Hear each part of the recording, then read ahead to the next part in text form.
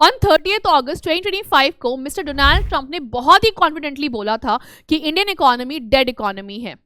Dead economy है या सिर्फ डोनाल्ड ट्रंप की एनालिसिस का हार्ट बीट रुक गया था? क्योंकि आज जो न्यूज आ रही है वो ट्रंप साहब के स्टेटमेंट पे सीधा क्वेश्चन मार्क लगाती है।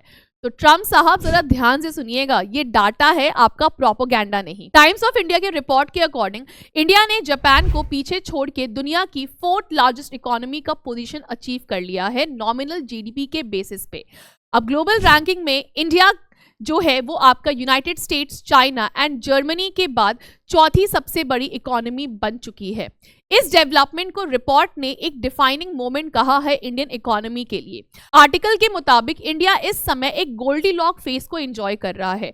गोल्डीलॉक का मतलब होता है कि जहां पे जिस कंट्री में आपका हाई इकोनॉमिक ग्रोथ के साथ लो इन्फ्लेशन देखने को मिल रहा है, इसका मतलब होता है कि इंडिया में आपका इकोनॉमिक ग्रोथ काफी फास्ट हो रहा है लेकिन महंगाई कम है।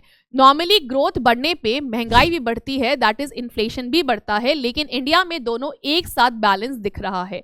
रिपोर्ट बताती है कि इंडिया का डोमेस्टिक डिमांड स्ट्रांग है। इंफ्रास्ट्रक्चर स्पेंडिंग, गवर्नमेंट का कैपिटल एक्सपेंडिचर, प्राइवेट इन्वेस्टमेंट ने ग्रोथ को सपोर्ट किया है। मैन्युफैक्चरिंग एंड सर्विस सेक्टर दोनों इकोनॉमी को पुश कर रहे हैं।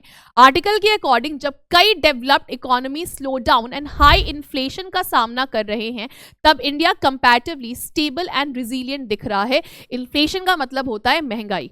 इसी वजह से इंडिया का global economic weight steadily increase हो रहा है। मीडियम टर्म आउटलुक को भी पॉजिटिव बताया गया है, जिसमें इंडिया का रोल वर्ल्ड इकोनॉमी में और ज्यादा स्ट्रांग होने की पॉसिबिलिटी को हाईलाइट करता है।